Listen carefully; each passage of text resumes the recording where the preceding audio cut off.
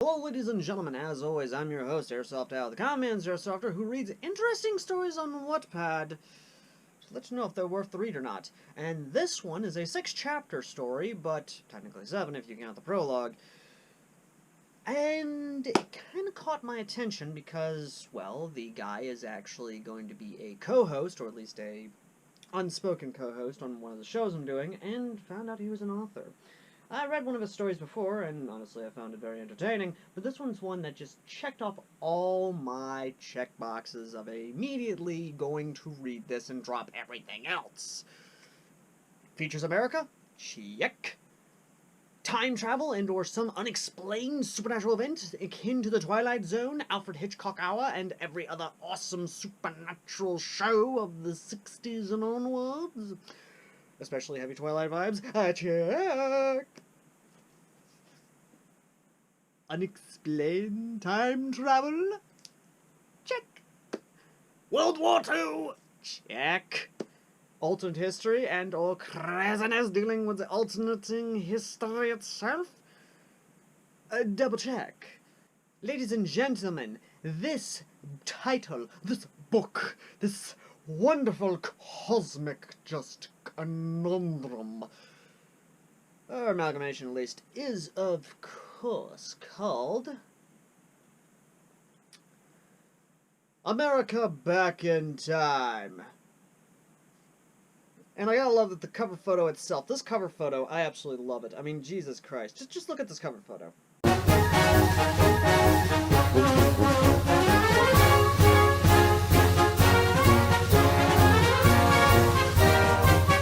And of course, I gotta love that it's killing Nazis and commies. Killing Nazis and commies. Oh yes. Oh yes. Death is a preferable alternative to communism. Now, what I gotta love, of course, is the description. It reads, people who can't throw something important away can never hope to change anything. That is a beautiful quote.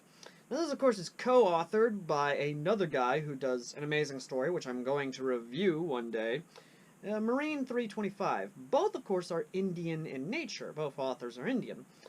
Author of War of the Worlds, and Yin Yang Ding Dang, author of Titanfall War of the Gate. That is also going to be on the list of reviews I'm going to be doing. Now, the cover art is done by Call Me Please, or Chi. I'm not going to even try to pronounce this artist's names, but the book of America Back in Time is loosely based on the novel 2002 USA in 1942. Or 2002's USA in 1942, which I'm now going to have to look up and read, because I am very much so interested now, Danny. You've made me interested in this. The description of the actual story follows, which, if you couldn't discern it, is actually this. Here we follow two nations, USA and India. Because, of course, it's written by an Indian man and, you know, India. Teleport to a world which seems to be the past, but there is magic, used by combat mages. Oh, I see what you did there. Let me finish this and then we'll get to that. Nearly every historical figure is the same, but there is something off. Magic exists, and every nation seems to be more advanced than they should be. And I gotta love this. Yojo Senki vibes. Motherfucker, you know you did that. Motherfucker. Okay. You just had to fucking bring up Yojo Senki. But before we continue, going back in time, or at least modern day going back in time to any sort of the past is nothing new. The Twilight Zone has covered this, many media have covered this, novels, everything else. I'm not joking. One of my favorite stories of all time from the Twilight Zone had to have been the World War I pilot coming to modern day, or at least in the Twilight Zone, the 1960s, where he was just transported to the modern day and is trying to understand how he got there. But in this case, thanks to Gate, or at least a lot of isekai genre in general, it has opened up a floodgate of possibilities. But here's the thing. Gate is not the first one to do this, nor is Isekai the first one to follow through with this idea. If we go back to the past of novel, media, and otherwise, this idea, this concept is there. All the way back to Mark Twain's, I'm trying to remember the name of the novel, but it's one where a modern day man goes back to King Arthur's court and basically has firearms, basically brings modern values to the past of King Arthur. And that's the thing, ladies and gentlemen. This idea, this concept is nothing new. However, the idea of a modern military being sent back in time, that's also nothing new either, especially World War II. If we look back, of course, to the 80s and 90s, there were a lot of cool ideas explored in this. Japan had their own version of this, where JSDF units were sent back in feudal Japan, and had their military equipment and otherwise. Of course, they had a reboot of the same idea where it was literally them modernizing, essentially. Modernizing feudal Japan to where they could actually keep up their arms and munitions, and that made no goddamn sense, but you know what, it's Japan, I'm going to give them a pass. Another one is where a U.S. aircraft carrier, I believe, it was an aircraft carrier, or at least a strike group, I believe, went back in time to 1942, and both F-16s and P-51 Mustangs kind of met up. They fought Zeros, Japanese Zeros. Again, just a really cool concept and a really cool idea that I really, really wish was explored more in modern American media. The most prolific manga, though, to explore this idea of a modern military force being sent back in time to World War II is Zapan, or Zaipang, whichever way you want to pronounce it. This manga is still going to this day, mind you, and I will have a fucking link down below to where you can read this manga, because it is really good, as well as where you can watch the original anime adaptation, which, dear God, needs a continuation, because the manga is still going. It's still going. Go fucking read the manga. It's great! It's wonderful! But, either way, though, this idea, like I said, has been explored. Not to a great degree, but definitely explored and should be monopolized of sorts. It should have a revitalization. And while I love the Wattpad community as well as the online authors are exploring this idea, it's, once again, nothing new. Or lazily done, in my opinion, but we'll get to that. We'll get to that in another day, down the line. Now, the idea of magic in modern military, at least magic in combat, this, once again, nothing new. We've seen it before. We've seen the idea of combining magic and firearms. We've seen the idea of combining magic and combat. Best example I can think of where magical abilities in combat is actually explored and combined very well in terms of video games has to be Clive Barker's own game. I believe I still have that game somewhere on PC, but that's just Clive Barker's own game. He also did another game which I know I actually have. Give me a second. Yeah, I knew I had it. Jericho. Clive Barker's own Jericho, the first-person shooter, of course, explored this idea of actually, in the mainstream media of sorts, of course, magic with modern firearms, or at least with just firearms in general in combat. But this doesn't explore the idea, of course, of really expanding upon it with the abilities to do this. That honor kind of goes to another gaming franchise that does explore that idea. That kind of goes to BioShock, if I'm to be honest. BioShock really did explore the idea of actually firearms with magical abilities and all sorts of shenanigans. But time travel, once again, is also not another element that has... Well, I'm just going to go ahead and say it has not been, Yeah, time travel is nothing new, folks. Both Time Shift and Dishonored, as well as a handful of other games, have messed and played with time travel, as well as time manipulation. The element of time travel is nothing new, nor the idea of time manipulation.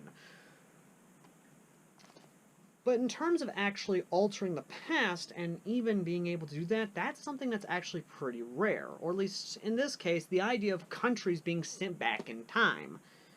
Also, shout out in the comments section down below the games I've actually shown if you have any fond memories of them, and if there are any elements of games that I've missed that you can actually sound up in the comments about, as well as ideas of alternate history. Much like a good recipe from of the Vault Tech cookbook, you need to combine the elements just right. You need to balance out the flavor just right, or else you're going to have a total mess on your hands. The souffle, or not even the souffle,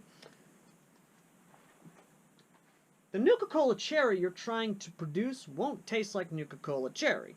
Instead, it'll taste like a sour drink. So the question comes down to, is America back in time a Nuka-Cola? Or is it just a flat soda? Let's dive in and find out, shall we? So the whole story starts, of course, in 2025. Oh, dear God, 4 years from now. With, of course, a female president. Ah, boy, here we go. I'm sorry, female president. Did Hillary get elected? Did the Illuminati get in? Shit. Are you fucking serious? No, my bad. It's not Hillary. My bad. Oh, boy. Whew. You had to be going there, Danny. You had to be fucking going there. Seriously, don't fucking ever do that again. Don't ever scare me like that. I do not need that scare. I do not need the heart attack. So, more or less, things are pretty much the same as they would be in 2021, especially this current fucking year. Minus, of course, an epidemic and a plague. Thank God. The world, of course, is on the edge of a possible war because China's being China, Russia is being Russia, and everyone else is either being a dumbass or an idiot. Except for India and America. India and America, we're good. We're cool. We're fine. We're all great. We're just groovy, guys. But that's where things kind of get a little fun because out of goddamn nowhere, a fucking wall of light just up and just fucking yeets us out of nowhere. Just gone out of nowhere. And this is sort of a trope I love. I kind of see nowadays, and this is something I've rarely ever kind of covered in some of these reviews I've done for books, like America, Another World, or, you know, any of sort of these isekai stories. I have yet to see a scientific explanation for the goddamn things, for these fucking phenomena, because of course we get it. You know, there's probably some god or spirit or higher deity or being that is basically plucking these people or these nations out of fucking nowhere and just plopping them into wherever the hell they want them to be. But I still would like an explanation nonetheless, unless of course Danny does have an explanation, which if you do, thank you. I really do thank you for that. Moving on, though. So, of course, much like with anything, America and India are transported not to another world, but instead they pull a...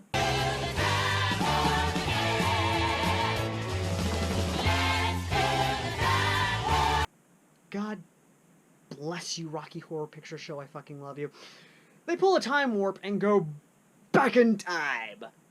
Or, from your point of view, I'd be pointing forward in time, so they'd be going back in time. Nailed it. To 1942. World War II. Because, of course. Of course. Now, I'm not going to spoil much of it. I don't want to spoil characters. I don't want to actually talk about things. I am going to talk about events, however, not in too much detail, just enough to kind of let you know, hey, you know, just the general scope of things. I want you to go read this thing yourself because, dear God, it actually is really good. Even though some things I am going to be a little critical of. Some things. Not too much. Just a teeny tiny bit. But moving on.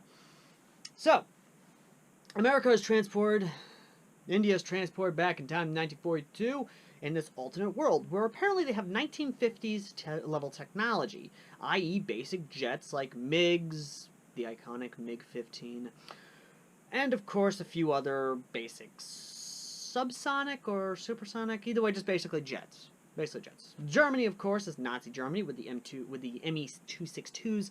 They're Hortons, probably. Again, basic jets.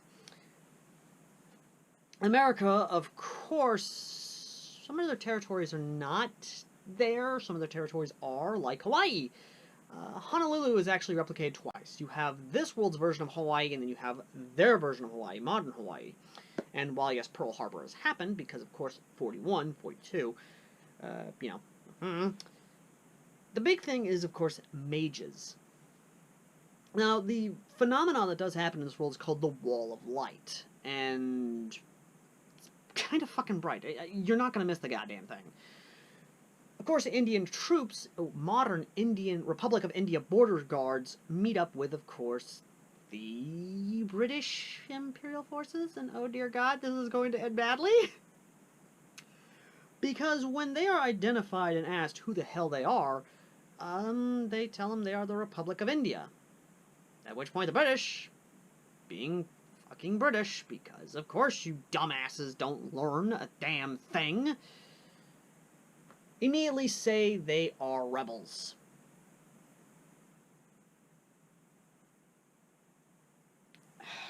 Dear God. I'm gonna need a drink for this. I'll be right back. If you're wondering the shot I'm gonna take for the stupidity of these British idiots, it's Crayon Royal Vanilla. Because I'm gonna need this for this. Ooh, that smells really nice.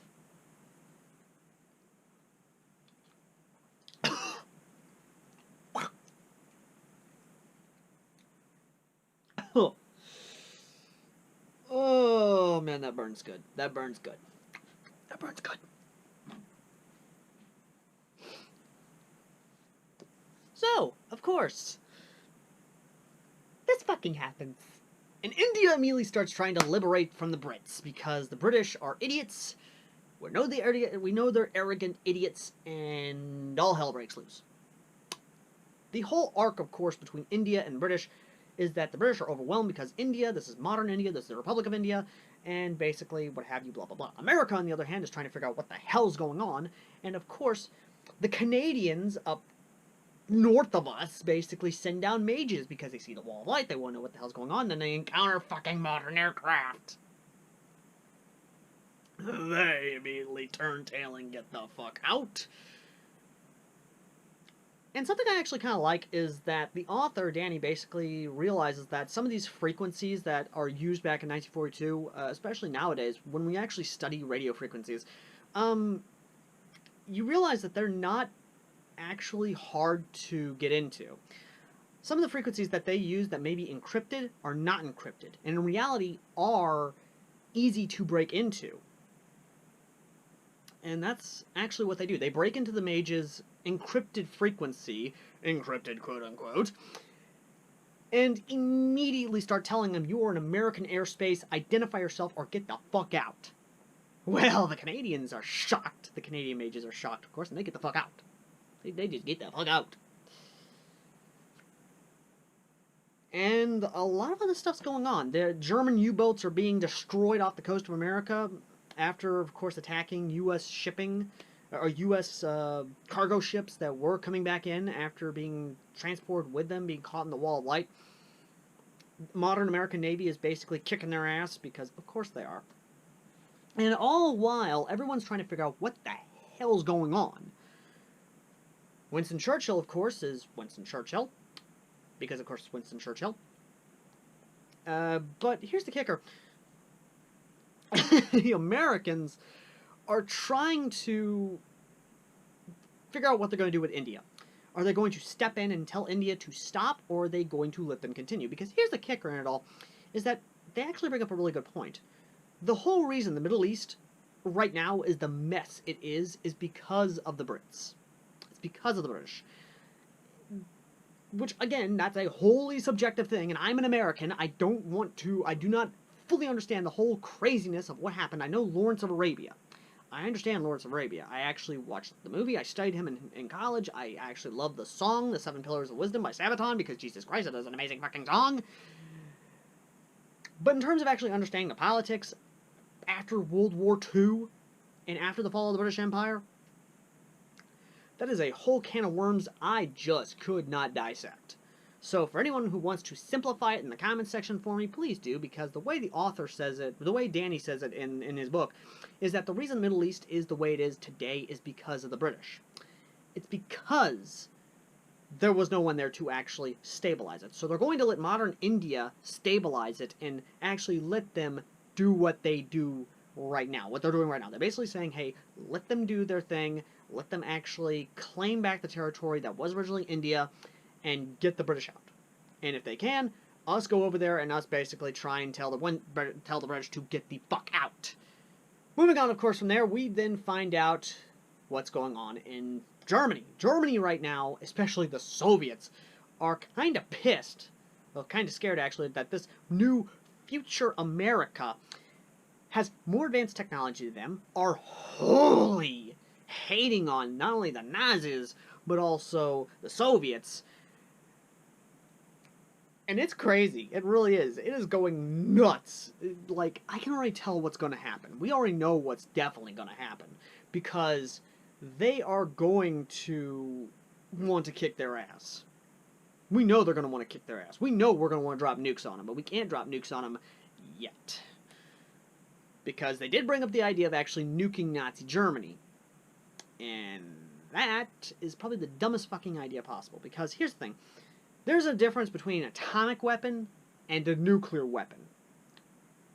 The reason Japan has healed the way it is, and the reason there's not a lot of radiation left in Japan, in Nagasaki and Hiroshima, is because the weapons we used were low-yield atomic weapons. When I mean low yield, I mean in terms of the radiation. When I mean in terms of the actual cleanup. How long it took for the half-life of the weapons, of not only the hydrogen bomb, but also the atomic bomb, to essentially fizzle out.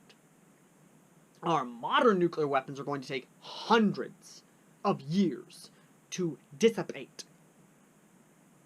If we dropped an ICBM on top of Germany right now, on top of Germany, you're not going to be able to habitate that land for hundreds of years. Using Fallout example, 200 years. Well, let's just say it's going to take 200 years to actually habitate that landscape again. Within that 200 years, people are going to be scared of America, and people are going to be frightful that they are going to drop nukes on them that's going to turn their cities into 200-year radioactive hellscapes, where no life and irreparable damage to the ecosystem is going to be there. Don't get me wrong, I'm a nuke-happy SOB myself, and I believe that if that sumbitch can be nuked, we should nuke it just to send a message. But that's if it was a classical atomic bomb, i.e. the low-yield atomic bomb, where it was just going to wipe out a city. The ICBMs we have today basically makes nations dead. That's the kind of power we have right now with our current ICBMs. And that's exactly what they were proposing. They were proposing literally making Germany, Berlin, and the entire surrounding area around Berlin into a nuclear hellscape. Oh boy. Oh boy. Okay. Thankfully enough, the female president, if I'm to believe, is either a libertarian or a Republican, because she ain't no damn Democrat. She is more Reagan, if I had to say so. She's more of a female Reagan, which, if that's true, Danny, let me know in the comment section down below. I definitely would like to hear from you. Moving on, though. So, Winston Churchill finally meets the female president after getting a secure phone call, what have you, blah, blah, blah. And then, of course, we switch perspectives in the latest chapter to France, and we find out what's going on. France is still under occupation, and of course, that's just how it is. But the big thing about it is actually kind of cool. Because we get a perspective, because we finally get to understand the technological level of Germany. Germany has actual working TVs, not fully colored TVs, but just working TVs altogether. I'd say roughly around the 1950s level of television technology. You know, the big, bulky television sets, or the Fallout-style television sets, where it was like this big glass fishbowl type thing on a little rectangular stand of sorts. It is intercepted, of course. The signals are literally hijacked and pirated. And I'm going to spoil this for you. The ambassador to France is literally telling the people of the world, the French, what Germany is doing to the Jewish population, what the Nazis are doing to the Jewish population, and even shows photographs of what they're doing. And to say that the people are shocked is an understatement, because there is an actual Wehrmacht soldier who says "Mein Gut." Something you might not know is that during World War II, a lot of soldiers did not know what they were doing with the Jewish population. A lot of German soldiers, especially Wehrmacht soldiers, actually butted heads with the SS. And the most famous one, which would accumulate into actual shots being fired between the two, would of course be the Castle Ypres. Or at least the Battle of Castle Ypres, if I'm pronouncing that right. Right now, what I can only speculate is that there is going to be a civil fucking war erupt between the Wehrmacht and, of course, the SS. Because the Wehrmacht and the SS never saw eye to eye. They always butted heads.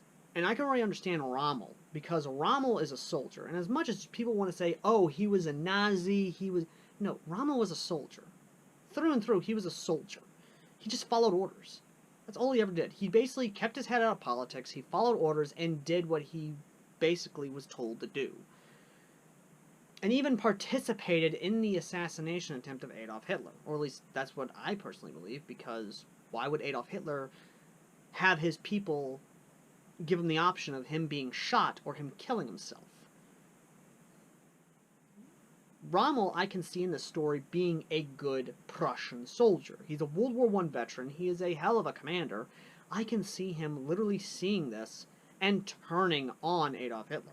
I could see him immediately telling his soldiers, we are not fighting for a monster anymore. We are going to fight to liberate our country. We are going to turn around, we are going back to Germany, and we are going to liberate it from this monster. Again, that's just speculation, because once the Civil War erupts, then America's going to get involved. Because I can already tell the CIA is going to have a fucking field day with this. Because, let's face it, the CIA is the CIA. They had their origins in World War II, and knowing them, they're going to have a goddamn field day with this. They're going to start doing the good old-fashioned... They're just going to pull some James Bond little shit. They're going to have fun, essentially. Japan, on the other hand, is going to be an interesting one, because with the Japanese, it's the Empire of Japan, and we now see mages here. Whether or not America actually uses nukes on Nagasaki and Hiroshima is completely up to speculation at this point in the story, and I'm not going to let Danny try. I'm not going to try and coerce Danny into actually giving me any sort of hints as whether or not he's going to use nukes or America's going to use nukes. What I'm going to say, however, is that we now have bombs the equivalent destructive level of the atomic bomb and the hydrogen bomb, but without the radioactive side effect. We have the MOABs, we have the FOABs, we have the highest of explosives nowadays with our modern arsenal, to where we can level fucking cities if we need to, and not have any sort of radioactive side effects. So in terms of how America will deal with Japan, I can only guess is that we probably won't have soldiers step on, so we won't have boots on the ground in terms of actually fighting the Japanese. Instead, what I can see happening is America actually sending high-altitude bombers and dropping a couple MOABs. Actually dropping MOABs on not only military targets, but also basically showing the destructive capability of American might. And basically telling Japan, look, you keep fucking with us, we're going to level your entire country. We're going to basically bomb you back to the Stone Age. As for the Soviets, that's where things are going to get really complicated, or at least that's where things are going to get really, really fun. Because the Soviets, oh boy, I can already tell that the Soviet Union is not going to back down. They are communist, they are hardcore communist, and I'll say this now. When this actually does happen, and when the confrontation between America, i.e. capitalism, and of course the Soviet Union, communism, socialism, basically syndicalism, actually starts butting heads, I can already tell that if the Wehrmacht actually win the Civil War in Germany, then the Germany will become either the Wehrmacht Republic or will become just a republic as a whole with American backing. I can already tell India is going to want to actually expand into China to try and at least get some sort of influence into it, actually kick the communists out of China and begin their war into the Soviet Union. There is going to be a war, ladies and gentlemen, in this story, and I'm going to say this now, I am going to look forward to it because, again, we're not only dealing with modern technology versus 1950s technology, but we're also dealing with magic. And already I can say this for certain, the conflict is going to be a spectacle. The conflict is going to be amazing. I'm looking forward to it. Because be it Cold War or otherwise, this is going to be amazing. This is going to be great. And like I said, links in the description down below to everything I've talked about on this video. But as for my final verdict on this, if you couldn't tell by my excitement and how much I've praised this so far, it's amazing. I love it. Go fucking read this. Go support it. Go leave likes. Go leave comments on this thing. Go check this out. Links in the description down below. And you have my speculation on what's going to happen in the next chapter, or possibly what's going to happen in the next chapter. And who knows, maybe like Ron the Black Cat, I might have Danny on to actually interview him. Or her. Either way. Thank you all for watching. As always, I've been Airsoft Al, the Commands Airsofter, who reads amazing online books just so you can check them out. And, ladies and gentlemen, if you want me to check out actually good fanfictions, or at least something that is around the same kind of polish and level of a legitimate author's, let me know in the comment section down below, because there are actually a few Jean Arc books I want to check out, a few Jean Arc fanfictions from Connor Allora, something like that. Basically, ones where Jean is a grim human hybrid, the leader of the White Fang, and even one where he's a legitimate Beacon professor. Again, let me know in the comment section down below if you would like me to actually review some fanfictions alongside the regular online novels, just to sort of pad out some things. Either way, though. Thank you all for watching. As always, I've been Airsoft Al, and if you like what I do, consider supporting me via PayPal, or like and subscribe, and dislike and comment down below. And as always, folks, I will see you guys in the next video. Till next time.